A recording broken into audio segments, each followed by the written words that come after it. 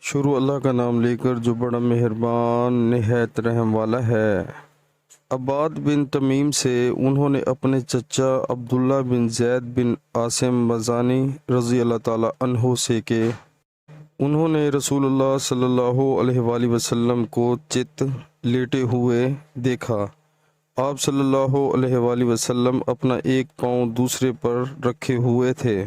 ابن شہاب زہری سے مروی ہے، وہ سعید بن مسیب سے روایت کرتے ہیں کہ عمر اور عثمان رضی اللہ تعالی عنہ بھی اسی طرح لیٹتے تھے۔